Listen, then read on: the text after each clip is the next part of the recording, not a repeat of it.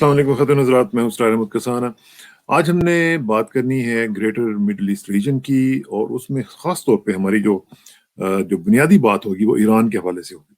और ईरान का आपको पता है कि वहाँ पे कितना इम्पोर्टेंट रीजन का एक हिस्सा है ईरान, और उसमें उसकी इम्पोर्टेंस सिर्फ ये नहीं है कि वो अपने तौर पर इम्पोर्टेंट है, उसकी इम्पोर्टेंस ये भी है कि इंटरनेशनल पॉलिटिक्स में उसकी बड़ी ज़बरदस्त जो कॉन्टेशंस हैं वो हम फील करते हैं।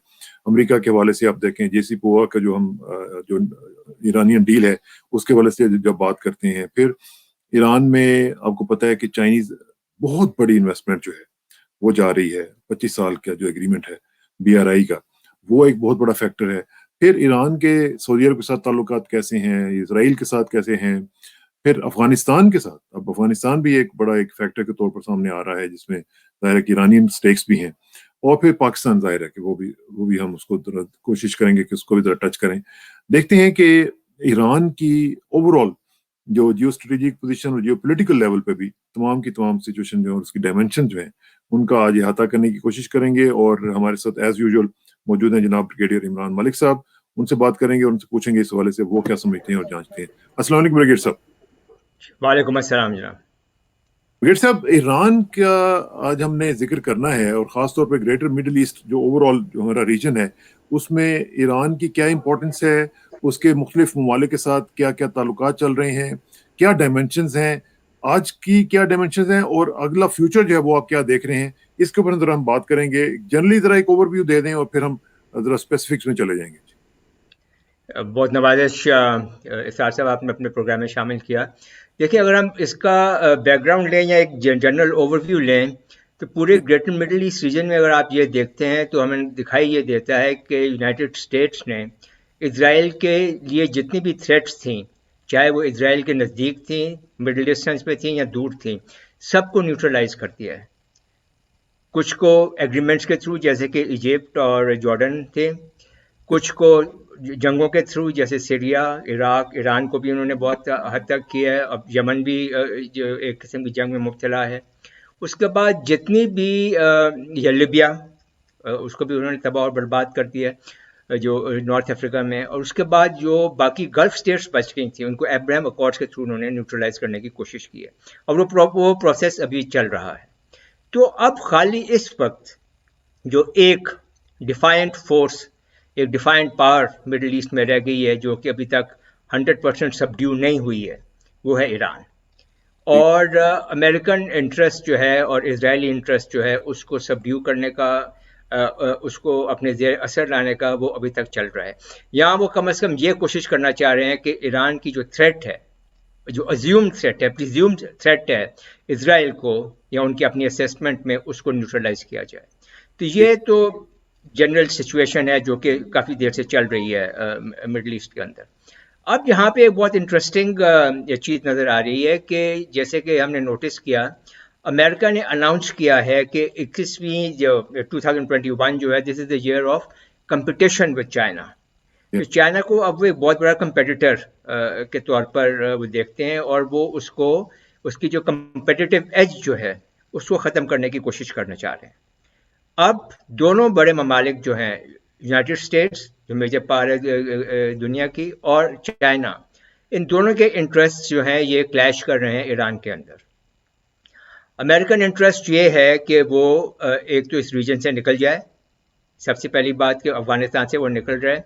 दूसरा, उसने एक पैराडाइम शिफ्ट किया है अपनी फॉरेन पॉलिसी में कि वो अब मिडल ईस्ट से अपना जो है फोकस जो है उसको शिफ्ट कर देगा into the Indo Pacific region, ताकि वहाँ पर वो जाके चाइना की जो इमर्जिंग पावर जो है उसको वो काउंटर कर सके, उसको वो न्यूट्रलाइज कर सके। जबकि चाइना का जो इंटरेस्ट है इस वक्त ईरान में और मिडल ईस्ट में, वो ये है कि उसका जो BRI का नेक्स्ट फेज़ जो है उसकी एक्सपेंशन का CPEC के बाद, वो ये है कि पाकिस्तान के बाद वो ईरान को और अफगानिस्तान को भी CPEC और BRI के अंदर शामिल करना चाहेगा। और उसने एक, जैसे हम पहले भी दफ़ा बात कर चुके हैं, कि एक 25 साला स्ट्रेटेजिक कोऑपरेशन एग्रीमेंट साइन किया है, कॉम्प्रिहेंसिव स्ट्रेटेजिक एग्रीमेंट साइन किया है 25 साल का with Iran, which is worth $400 billion. तो अब वो उसको इम्प्लीमेंट करने के लिए कोशां हैं। अब वो ये चाहते हैं कि जब افغانستان اور ایران بھی چائنیز BRI کا حصہ بن جائیں تو وہ ایک ایسے ایک لانچ پیڈ پرووائڈ کریں گے چائنا کو کہ چائنا اس لانچ پیڈ کو استعمال کر کے it will cross the Gulf go into the Middle East, خاص طور پہ عربین پیننسولا میں، گلف اسٹیٹس میں، وہاں سے وہ افریقہ میں جائیں گے، وہاں سے وہ یورپ میں جائیں گے، اور یہاں سے یہ جتنا بھی ایکسپینشن ہے اور کنٹینیوٹی ہے BRI کی، اس طرح سے وہ آگے چلے گی. تو اب جو ہم دیکھ رہے ہیں کہ جو جیو پولیٹیکل رائیولری ہے between the United States and China, وہ مڈل ایسٹ میں آ گئی ہے، اور فوکس ان کا فی الوقت ایران ہے. یونائٹیڈ اسٹیٹس یہ چاہ رہا ہے کہ ایران سینکشنز کے تحت ہی رہے اور اس کا نیوکلیر پروگرام ختم ہو جائے. چائنا یہ چاہ رہا ہے کہ وہ اس کے BRI کا حصہ بن جائے، اور اکنامکلی اور وہ جو ریجنل انٹر کنیکٹیوٹی کی ہم بات کرتے ہیں اور اکنامک انٹر ڈیپینڈنس کی ہم بات کرتے ہیں، اس میں وہ بھی شامل ہو جائے.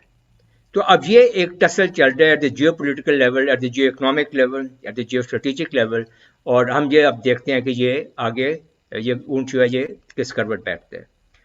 اگر ہم خالی یونائٹیڈ اسٹیٹس سے اگر ہم سٹارٹ کریں اپنی ڈسکشن کو، تو اس میں جو اب سب سے امپورٹنٹ فیکٹر ہے جو ابھی آج کل بہت ہیڈ لائنس میں بھی ہے، وہ joint comprehensive plan of action ہے، وہ نیوکلیر ڈیل ہے جو کہ 2015 میں پریزیڈنٹ اوباما نے سائن کی تھی ایران کے ساتھ، اور 2018 میں پریزیڈنٹ ٹرمپ نے اس کو بالکل ہی رد کر دیا تھا، اور اس سے وہ واک آؤٹ کر گئے تھے اس میں سے. اب جو دو مطلب ویسے تو بہت سارے پوائنٹس ہیں، مگر جو تین میجر پوائنٹس تھے اس نیوکلیر ڈیل کے، اور جو کہ ایران نے ایگری کیے تھے، وہ یہ تھا کہ ایران جو ہے اپنی انرچمنٹ جو ہے یورینیم کی اس کو لمٹ کرے گا، اور اس کی جو جو جو جو وزن ہوگا یا جتنی جو تعداد ہوگی وہ 300 کلو گرام سے زیادہ نہیں ہوگی. تو ایران ایگریڈ کہ ہم 300 کلو گرام سے زیادہ یورینیم جو ہے اس کو ہم انرچ نہیں کریں گے. دوسرا جو انرچمنٹ کا لیول تھا وہ انہوں نے کہا تھا کہ 3.67% سے زیادہ یورینیم کو انرچ نہیں کریں گے. This is good enough for reactors, nuclear reactors وغیرہ کے لیے ٹھیک ہے 4 سے 5% تک. اور بہرحال ایران کے ساتھ انہوں نے ایگری کیا کہ 3.67% سے وہ آگے نہیں جائیں گے. اور اس کی ایک بہت ٹیکنیکل وجہ ہے کہ جب آپ 3.67% کی انرچمنٹ کی اسٹیج سے آپ آگے نکل جاتے ہیں تو پھر وہ ایک چیز کہلاتی ہے بریک آؤٹ ٹائم.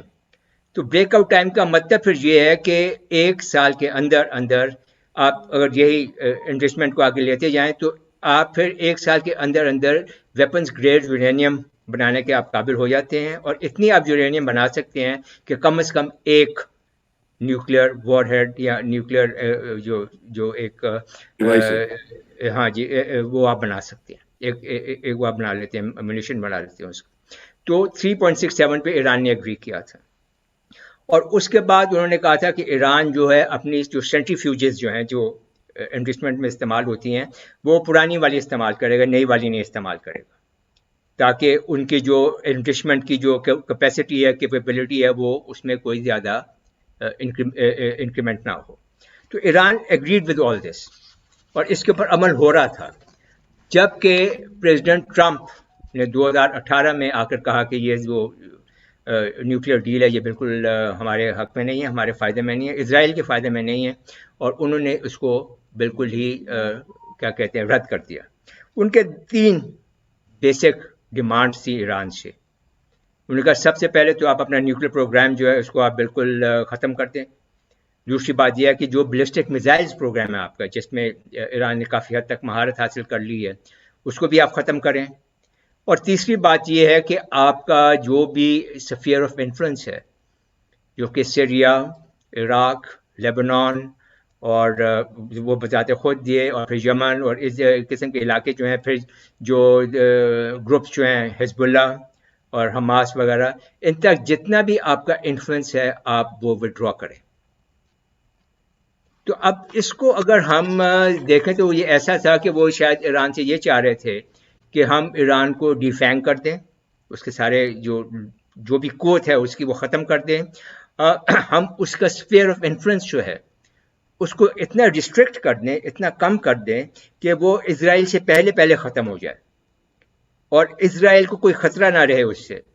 اور ایران کو لٹرلی وہ یہ چاہ رہے تھے کہ اسرائیل کے رحم و کرم پہ چھوڑ دیا جائے. تو آبویسلی ایران نے اس بات کو ایگری نہیں کیا اور یہیں سے پھر وہ ساری جو ہے جو گڑبڑ وہ ہے وہ شروع ہو گئی. اب ایران نے کیا کیا ہے, انہوں نے تو بہت ایک لیگلی جسٹیفائڈ ایکشن لیا ہے. ایک پیرا 36 ہے اس نیوکلیر ڈیل کا, joint comprehensive plan of action کا, جو یہ کہتا ہے کہ اگر کوئی ایک فریق یہ سمجھے کہ باقی کے فریق جو ہیں وہ ایگریمنٹ کے مطابق نہیں چل رہے, تو وہ جو اس کے اوپر باتیں لازمی کی گئی تھیں اس ڈیل کے تحت وہ ان سے ہٹ سکتا ہے. مطلب یہ کہ جو بھی کنڈیشنز ایران کے اوپر لگائی گئی تھی ایران ان سے ہٹ سکتا ہے اور ان کا وہ پابند نہیں رہتا کہ وہ ان کو اس طرح سے ان کے اوپر عمل درآمد کرے گی جیسے کہ وہ پہلے کر رہا تھا. اب ہوا یہ کہ جب پریزیڈنٹ ٹرمپ نے اپنے آپ کو وڈرا کیا, ریسائن کر دی اس ڈیل کو, تو پیرا 36 کے تحت ایران کو یہ حق مل گیا کہ وہ اپنی یورینیم کو جو انرچ کرنے کی جو کاروائیاں ہیں ان کو وہ دوبارہ شروع کر لے. اور یہ جو کام ہے اب ایران نے شروع کر لیا ہے, اور اب اس وقت ایران تقریباً 20% انرچمنٹ تک پہنچ چکا ہے, یا اس کے نزدیک پہنچ رہا ہے, یا اس کی طرف وہ جا رہا ہے. ایک بات تو ہاں پیش قدمی کر رہا ہے اس طرف, بلکہ شاید کر لیا, وہاں تک پہنچ گیا. اور دوسرا کام انہوں نے یہ کیا کہ ان کا جو ایک بہت ایڈوانسڈ نیوکلیر پلانٹ ہے, شاید فوڈور کہتے ہیں اس کو, اس میں جو نئے سینٹریفیوجز ہیں ان کو بھی انہوں نے استعمال کرنا شروع کر دیا.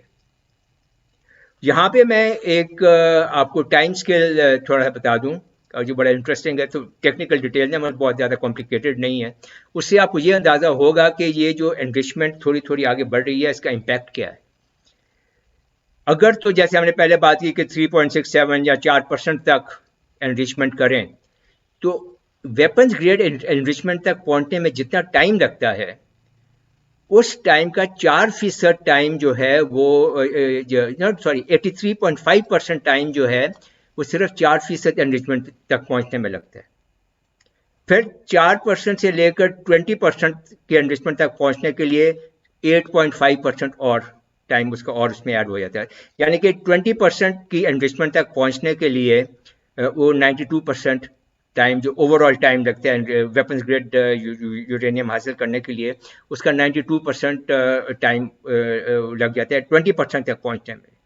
اور جب 20% سے لے کر آپ 90% تک آپ انویسٹمنٹ کرتے ہیں جو کہ ویپنز گریڈ یورینیم ہے, تو اس کے لیے 8% ٹائم آپ کو اور لگتا ہے. اس کا مطلب یہ ہے کہ اگر آپ نے 20% انرچمنٹ حاصل کر لی ہے, آپ وہاں تک پہنچ گئے ہیں, تو پھر جو آپ کا بریک آؤٹ ٹائم ہے جس کا ہم نے پہلے بات کی جو کہ 1 سال تھا آفٹر 3.67% انرچمنٹ, وہ بہت کم رہ جاتا ہے, وہ بہت زیادہ ریڈیوس ہو جاتا ہے.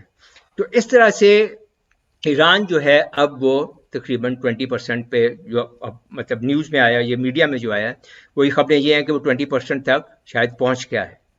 اور ایک دو خبریں تو ایسی بھی ہیں جو کہ ابھی اخباروں میں آنی شروع ہوئی ہیں کہ اب ایران 60% انرچمنٹ کی طرف گامزن ہے. تو now this creates a very big dilemma for President Biden. Absolutely. What does he do? اگر وہ نیوکلیر ڈیل کو بحال کر دیتے ہیں اور بحال کرنے کے بعد ایران سے سارے اکنامک جو ہیں سینکشنز جو ہیں اور جو باقی اور ٹریڈ اور جو دوسرے سینکشنز ہیں وہ ختم کر دیتے ہیں, تو اس کا مطلب یہ ہے کہ ایران کو پھر وہ سہولت حاصل ہو جاتی ہے کہ وہ ریجنل اور گلوبل اکانومیز کا حصہ بنے, اور سب سے بڑی بات یہ کہ وہ پھر BRI کا حصہ بن سکتے ہیں, کیونکہ جب وہ ریجنل اور گلوبل اکانومیز کا حصہ بنے گا تو جو چائنیز انویسٹمنٹ ایران میں آ رہی ہے, جو ریجنل انٹر کنیکٹیوٹی ہو رہی ہے پاکستان کے ساتھ اور گلف کے ساتھ, مطلب دوسرے ممالک کے ساتھ, اور اکنامک انٹر ڈیپینڈنس جو آ رہی ہے, اس کے تحت پھر ایران کو یہ حق حاصل ہوگا کہ وہ BRI کو بھی اسی طرح سے امپلیمنٹ کرنا شروع کر دے جیسے کہ وہ چاہتے ہیں. تو پریزیڈنٹ بائیڈن کو اب یہ ڈیسائیڈ کرنا ہے کہ کیا وہ یہ سینکشنز ریموو کرتے ہیں.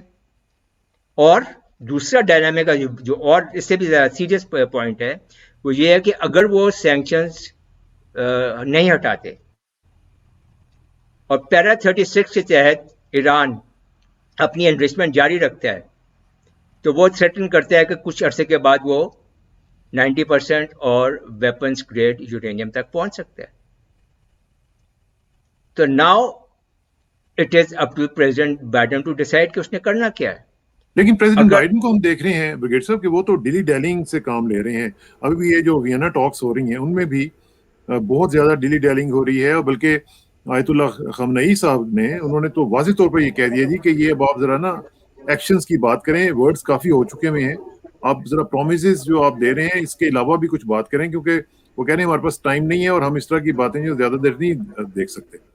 ایگزیکٹلی دیکھیں نا, اب یہی بات ہم نے کی ہے نا کہ اگر وہ سینکشن ہٹا دیتے ہیں اور ایران بی آر آئی کا حصہ بننا شروع ہو جاتا ہے پریکٹیکلی, ویسے تو مطلب کاغذوں میں تو شاید بن ہی گیا ہے, پریکٹیکل کام شروع ہو جاتا ہے, تو امریکہ کا جو کمپٹیشن ہے چائنا کے ساتھ, وہ تو یہ اس کے بالکل یہ بات ہے اس کے بالکل خلاف چاہتی ہے پھر کہ ایک سائڈ پہ آپ چائنا کے ساتھ کمپٹیشن کر رہے ہیں اور دوسری سائڈ پہ آپ اس کو سہولت دے رہے ہیں کہ وہ ایران کو اپنے بی آر آئی میں شامل کر لے, اور جب وہ ایران میں آ جاتا ہے تو وہاں سے پھر اس کو لانچ پیڈ مل جاتا ہے کہ وہ باقی کے مڈل ایسٹ میں, افریقہ میں اور یورپ میں وہاں سے وہ رسائی حاصل کر لے. بالکل. اب پریزیڈنٹ بائیڈن نے کیا کیا ہے, that is again even more interesting and that complicates the whole thing even further. اب یہ تو ایک ڈائلاما ہے ان کے پاس کہ بی آر آئی کا اس کا ممبر بننے دیں, اگر نہیں بننے دیتے تو وہ نیوکلیر یہ گریڈ ویپنز گریڈ جو ہے یورینیم وہاں تک پہنچنے کی وہ کوشش جاری رکھے گا. پریزیڈنٹ ٹرمپ نے ابھی ایک سینٹ کی فارن پالیسی کمیٹی جو ہے اس میں ایک بل یا ایکٹ کہنے آپ اس کو, وہ پیش کیا ہے پریزیڈنٹ بائیڈن ان کی مطلب پارٹی نے, اور وہ کہلاتا ہے it is a China specific bill. اس کا نام ہے ایکٹ ہے, اس کا نام ہے اسٹریٹجک کمپٹیشن ایکٹ آف 2021. اور یہ جو ہے it is a type of a new cold war اب وہ شروع کرنا چاہ رہے ہیں. جیسے کہ پریزیڈنٹ ٹرمپ نے ٹریڈ وار شروع کی تھی چائنا کے ساتھ, تو پریزیڈنٹ بائیڈن اس سے کوئی مختلف کام نہیں کر رہے ہیں بلکہ شاید طریقہ کار مختلف ہے, ہاں زیادہ ہوتے جا رہے ہیں, زیادہ ہوتے جا رہے ہیں. اور جیسے ایک پچھلی بلکہ 1881 کا ایک چائنیز ایکسکلوژن ایکٹ تھا جس کے تحت چائنیز کو ایکسکلوڈ کر دیا گیا تھا کہ وہ نہ امریکہ آ سکتے ہیں اور نہ کوئی یہاں پہ وہ رہ سکتے ہیں نہ کام کر سکتے ہیں. یہ ایک اسی طرح کا ایک یہ ایکٹ ہے کہ جو اسٹریٹجک کمپٹیشن ایکٹ ہے, اور چائنا کو وہ اب ہر طرح سے اس کے جو اکنامک جگرناٹ ہے بی آر آئی جو ہے فار ایگزامپل, اس کو وہ روکنے کی کوشش کریں گے, ڈیلے کرنے کی کوشش کریں گے, ڈسرپٹ کرنے کی کوشش کریں گے, اس کو ڈسٹروائے کرنے کی کوشش کریں گے. اور یہاں پہ جو اپنے پچھلے پروگرام میں ہم نے بات کی تھی کہ کیا وہ بی آر آئی کو روکنے کا کام وہ پاکستان سے شروع کرنا چاہتے ہیں, تو اب وہ چیزیں آہستہ آہستہ زیادہ کلیئر ہوتی جا رہی ہیں. اس کے علاوہ with in this act there is a countering Chinese influence fund جو انہوں نے اس میں وہ اس کو لیجسلیٹ کر رہے ہیں. اور یہ فنڈ جو ہے یہ $300 ملین پر ایئر کے حساب سے ہوگا. مطلب یہ کہ 4 سال اگر اس ایڈمنسٹریشن کے ہیں تو $1.2 بلین خالی اس فنڈ کے اندر آئیں گے 4 سال میں.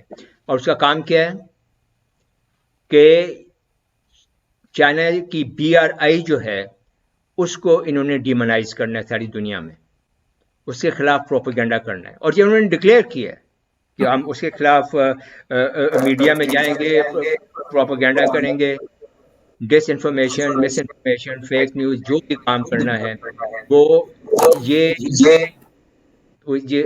بتائیں گے کہ جیسے وہ کہتے ہیں کہ یہ ڈیتھ ٹریپس ہیں, بی آر آئی جو ہے ڈیتھ ٹریپ, اس کو شاید وہ بہت زیادہ ابھارنے کی کوشش کریں گے. They are going to spend $300 million a year just to demonize the BRI. تو اب یہ دیکھ لیں کہ اگر وہ یہ کام کرتے ہیں اور یہ پوری کیمپینز چلیں گی, اور اس میں کافی ہمارے میڈیا کے لوگوں کے بھی اچھے دن آ جائیں گے, اس میں سے بھی بہت اچھے دن آئیں گے. اور وہ جو ایلیمنٹس یہاں پہ موجود ہیں اور جو کہ ڈھکے چھپے نہیں ہیں, وہ سب جانتے ہیں ان کو, اوپنلی کیمپینز خریدتے ہیں وہ. جی بالکل. اور یہ جو ہے ابھی جو ہے ایک this is what is likely to happen next, تو اگر ہم اس کو سب کو سم اپ کریں تو ان فیو ورڈز یہ ہے کہ چائنا کی نیوکلیر ڈیل اور ویانا ٹاکس جو ہیں وہ اب جو کریکشن امریکہ کی اور ایران کی جو ویانا ٹاکس ہیں اور جو نیوکلیر ڈیل جو ہے it is not getting any where right now. And president Biden کو بہت بڑا ایشو یہ ہے کہ اگر وہ سینکشن ہٹا دیتے ہیں تو ایران DRI کا ایسا بن جاتا ہے جو ان کی کمپٹیشن ود چائنا کی پالیسی کے خلاف جاتا ہے. اور اگر وہ سینکشنز نہیں ہٹاتے تو ایران کے پاس قانونی طور پر پیرا 36 کے تحت یہ اجازت ہے، یہ آپشن ہے کہ وہ انریچمنٹ کو اور زیادہ سے زیادہ بڑھاتا جائے. اچھا بریگیڈ صاحب، اب ایک چیز تو ہے، یہ جو آپ نے امریکہ کا تو بتا دیا بڑے تفصیل سے، اس میں ظاہر ہے کہ ایک فیکٹر جو ہے وہ اسرائیل کا بھی ہے، اور اسرائیل میں ہم دیکھ رہے ہیں کہ نئی گورنمنٹ جو ہے وہ شاید آ جائے اور نیتن یاہو کا جو باب ہے وہ ختم ہو جائے اور لیپڈ وغیرہ اور نفتالی بینٹ یہ مل کے حکومت بنا لیں. تو کیا آپ سمجھتے ہیں کہ اس کا بھی کچھ فرق پڑے گا اوور آل سینیریو پہ؟ کیونکہ ہم نے دیکھا کہ نیتن یاہو نے تو بہت ایکسٹریم پہ جا کے بھی اس کو کہا کہ یہ JCPOA وغیرہ کو آگے نہ لے کے جائیں، بلکہ ابھی جب لائیڈ آسٹن گئے ہوئے تھے تو ان کے ساتھ انہوں نے خاص طور پہ یہ کہا کہ یہ آپ نے بڑی زیادتی کی ہے اگر آپ اس کو کریں گے. تو اس کا اسرائیل کا کیا رول ہوگا، اور پھر خطے میں باقی جو ممالک اوبیسلی سعودی عرب وغیرہ اور دوسرے جو ہیں ان کا کیا امپیکٹ پڑے گا جی پورے scenario? I think this a very valid observation آپ کی. دیکھیں نفتالی بینٹ جو ہیں وہ لگ یہ رہا ہے کہ وہ اگلی گورنمنٹ بنائیں گے، اور ان کے بارے میں تو یہ کہا جاتا ہے کہ ہی از این الٹرا نیشنلسٹ، اور شاید بنجامن نیتن یاہو سے بھی ایک دو ہاتھ آگے ہی ہوں گے. ہاں، اس کے چیف آف سٹاف ہوتے تھے نا یہ. جی ان کے بالکل. اور اب وہ یہ کہتے ہیں کہ اکارڈنگ ٹو ہز بلیفس کہ جوز کو یہ علاقہ جو ہے between river Jordan and the Mediterranean, یہ تو اللہ تعالیٰ کی طرف سے ان کو دیا گیا ہے، اور ان کی شاید آسمانی کتاب میں لکھا ہوا بھی یہی ہے. اور وہ کہتے ہیں کہ اس میں تو کوئی شک کی بات نہیں ہے کہ this land belongs to the Jews, اور دس از دا ڈیوائن ول، یہ اللہ تعالیٰ کا حکم ہے اور ان کی خواہش ہے، تو اس کے مطابق یہ ہو رہا ہے. تو اس کے بارے میں کوئی اور پوائنٹ آف ویو ہو ہی نہیں سکتا، مطلب اس کمپلیٹ ایکسٹریمسٹ. اور دوسرا انہوں نے یہ کہا ہے، ان کا جو ایک بہت امپورٹنٹ آپ سمجھ لیں پوائنٹ آف ویو ہے، وہ یہ ہے کہ he does not believe in the two state solution. انہوں نے کہا کہ ٹو اسٹیٹ سولوشن کی تو کوئی بات ہی نہیں کرنا چاہتے. تو ایک تو یہ بات ہے کہ یہ جب چینج آف گورنمنٹ ہو بھی جاتی ہے، یا چینج آف پرائم منسٹر یا چینج آف لیڈرشپ اسرائیل میں ہو بھی جاتی ہے، تو اس کی پالیسیز میں تو مجھے نہیں لگتا کہ کوئی فرق آئے گا. نہ اس کی relation ship with United States میں فرق آئے گا، نہ یونائٹیڈ اسٹیٹ کی جو اس کو بیکنگ ہے اس میں کوئی فرق آئے گا. بلکہ وہ انہوں نے واضح کر دیا، بلکہ امریکہ نے واضح کر دیا کہ جی آپ کو آئرن کلیڈ سپورٹ ملے گی جو بھی آئے گا. ہاں وہ تو انہوں نے بالکل کہہ دیا. اور پھر اس کی جو اپنی ڈومینیشن ہے فی الوقت مڈل ایسٹ کے اندر، وہ بھی کم نہیں ہوگی. ایک تو انہوں نے امریکہ نے $735 ملین کی ان کو ہتھیار اور ایمونیشن وغیرہ بیچے ہیں آفٹر دس غازہ ایپیسوڈ جو بھی پیچھے گزرا ہے. اس کے بعد سنا یہ ہے کہ اسرائیل شاید اور بھی ہتھیار اور میزائل اور ایمونیشن وغیرہ ان سے لے رہے ہیں. تو اسرائیل کی جو پوزیشن ہے as a dominant power in the Middle East اور as a hegemon of the Middle East, اس میں کوئی فرق نہیں آئے گا. اسی طرح سے ایران میں بھی الیکشن ہو رہے ہیں، ان کے پریزیڈینشیل الیکشن ہو رہے ہیں. I think there is a 13th presidential election, ہاں جی 18 جون کو شاید ہو رہے ہیں. اور وہاں پہ بھی جو ہے فی الحال کنزرویٹو ان پاور ہیں. تو ابھی تک پولز کی اگر ان کو آپ اسٹڈی کریں تو اسے لگتا ہے یہ ہے کہ ان کے جو چیف جسٹس ہیں ابراہیم رئیسی صاحب، شاید ان کا چانس زیادہ ہے یا زیادہ پاپولر دکھائی دے رہے ہیں فی الوقت. جو الیکشن ہوں گے تو پھر ہی ایگزیکٹلی پتہ لگے گا کہ کون پریزیڈنٹ بنتا ہے. تو وہ بھی کنزرویٹو ہیں. تو میرے خیال میں ایران میں اسرائیل کی طرح ایران میں بھی کنٹینیوٹی آف پالیسی ہوگی، اور ان کی پالیسیز میں بھی کوئی خاص فرق نہیں آئے گا، کیونکہ جو ان کے سپریم لیڈر ہیں ایران کے علی خامنہ ای، وہ تو ان کا پوائنٹ آف ویو تو بہرحال حاوی رہے گا تمام ایرانین گورنمنٹس کے اوپر بھی. تو اس کا مطلب یہ ہے کہ چینج آف پالیسی کا تو کوئی شاید چانس نہیں ہے.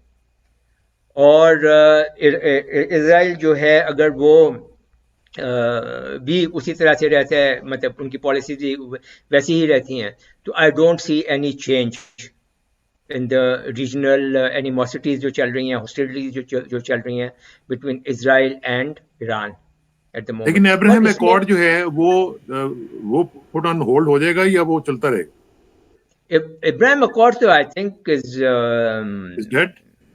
It is if not dead, it's in the cold storage now.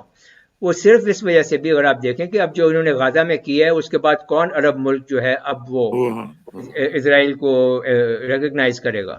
وہ تو بہت ہی بڑا اس کو مطلب رسک لینا پڑے گا اس کے لیے. بہرحال جب اب ہم اسرائیل کی ہم بات کر رہے ہیں اور اس کی موجودگی اب آ گئی ہے پرشین گلف کے اوپر, جب وہ مطلب یو اے ای میں آ گیا, بحرین میں آ گیا, تو اس کا مطلب اس کی اسٹریٹجک ریچ جو ہے وہ اسٹارٹ اب ہوگی پرشین گلف سے, اور نہ صرف یہ کہ پورے ایران کو کور کرے گی بٹ اس سے زیادہ آگے بھی جائے گی. It will go beyond Iran also now, اور یہ ایک بہت بڑا امپیکٹ ہوگا اس کا ریجن کی.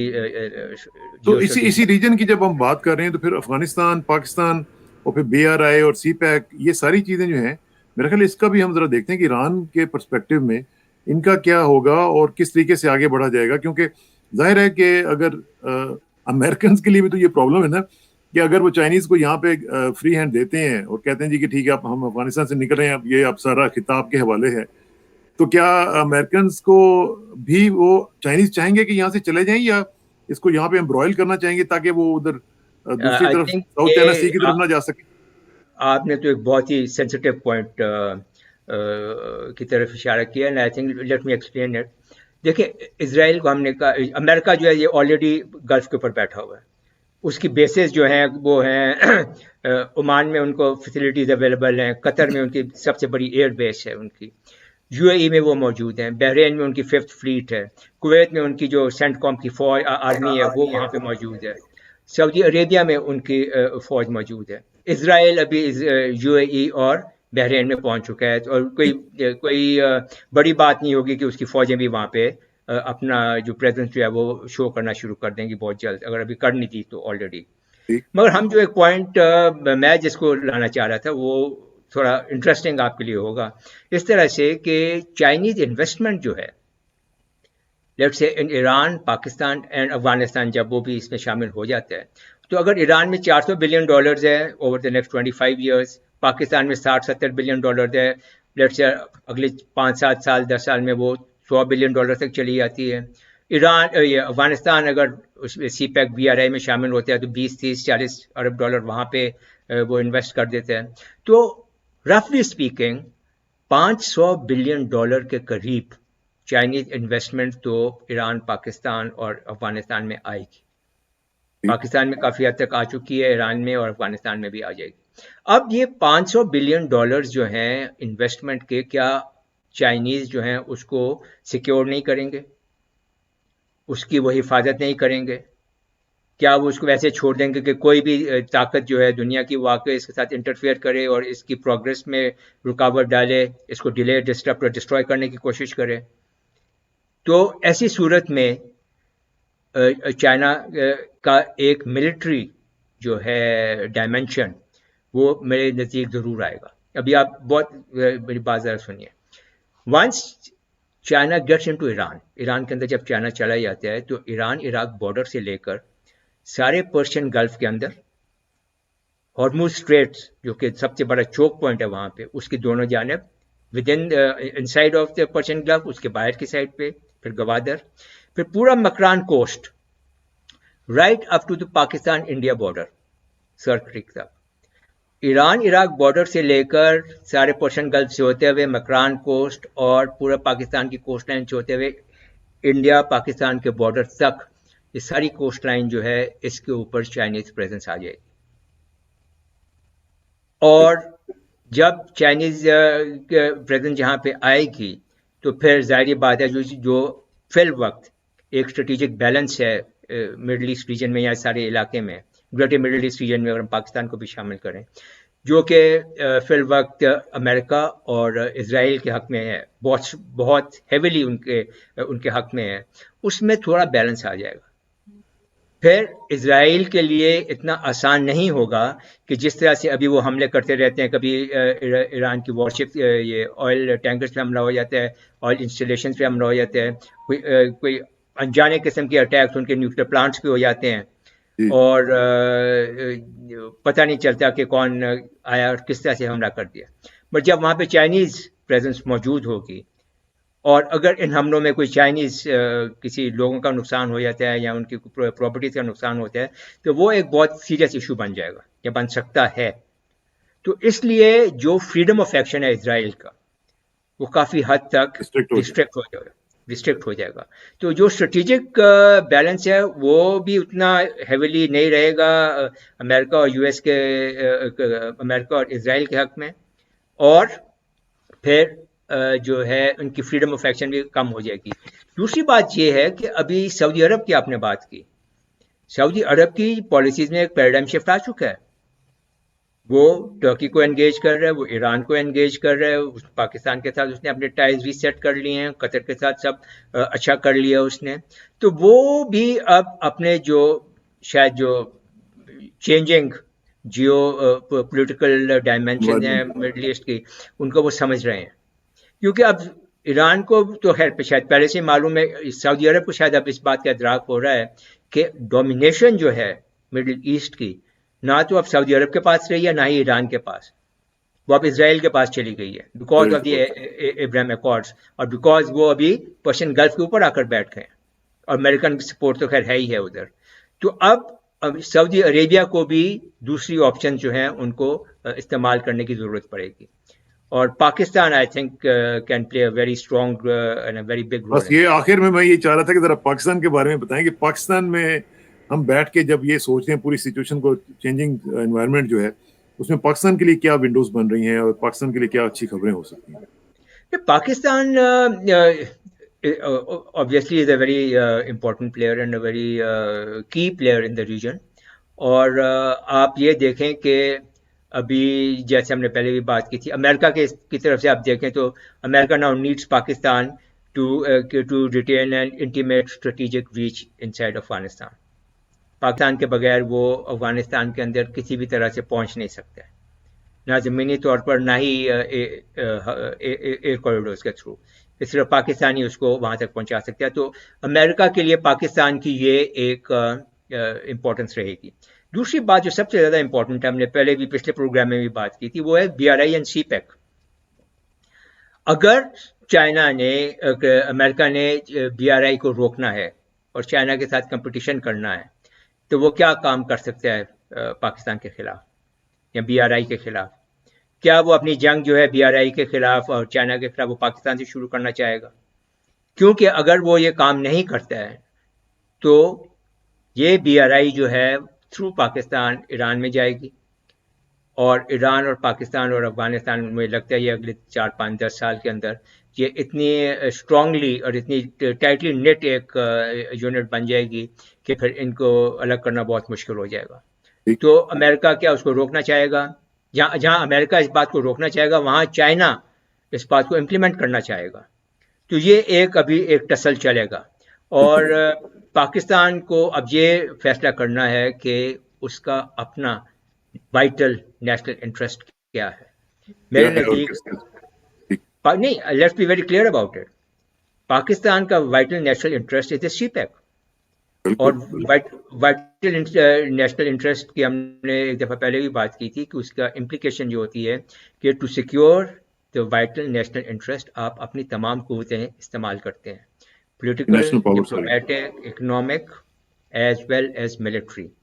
तो CPEC को बचाने के लिए, जैसे कभी ये टेररिस्टों के थ्रू हमले करवा रहे हैं या कुछ भी कर रहे हैं, उनसे बचाने के लिए हम पाकिस्तान हर कदम उठाएगा।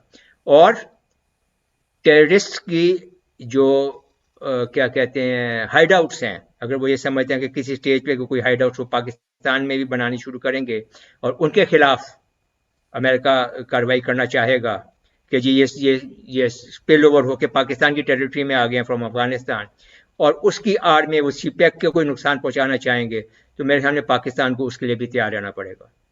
बिल्कुल सही कहा, बिल्कुल सही कहा। तो मैं पाकिस्तान के लिए भी अभी एक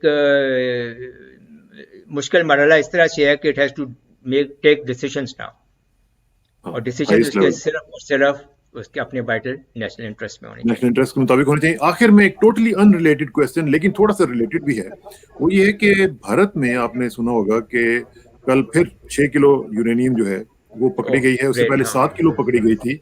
गिर साहब, इसके ऊपर why the world is so silent about it? क्योंकि ये बहुत डेंजरस चीज है। ईरान के ऊपर तो इनको इतना कंसर्न है, लेकिन भारत में इतना रोग एलिमेंट्स जो हैं वो लेके फिर रहे हैं, बाजारों में फिर रहे हैं। ये क्या हो क्या रहा है? इस पे थोड़ा सा फाइनली मुख्तसर जरा कमेंट जरूर करेंगे। नहीं, I think this is probably the most important point हमारी आज की बातचीत का, और ये एक बहुत सीरियस इशू है। इसका मतलब ये है कि हिंदुस्तान के अंदर जो भी कंट्रोल मेजर्स जो हैं हिंदुस्तान के अंदर वो कामयाब नहीं हैं। इसका मतलब वहाँ पे लीकेज है, उनके न्यूक्लियर फिजाइल मटेरियल के अंदर लीकेज है। इसका मतलब ये है कि वहाँ पे एक ब्लैक मार्केट मौजूद है जिसके अंदर एनरिच्ड यूरेनियम जो है वो बिक रही है। और ये एनरिच्ड यूरेनियम कहाँ जा रही है? अभी आप प्लीज़ मेरी बात ज़रा गौर से सुनें। अगर ये एनरिच्ड यूरेनियम इस्तेमाल हो जाती है टेररिज्म में, और वो उसका इल्ज़ाम ये फिर पाकिस्तान के ऊपर लगा देते हैं, तो फिर हमें उसके लिए तैयार रहना चाहिए। और ये उसको इस्तेमाल करेंगे एज ए डर्टी बॉम्ब।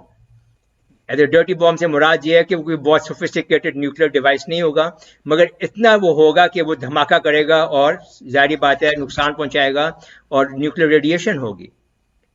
तो ये दुनिया को, ये जो हमारे इंटरनेशनल एटॉमिक एनर्जी एजेंसी जो है उसको इस बात का नोटिस लेना चाहिए फौरी तौर पर।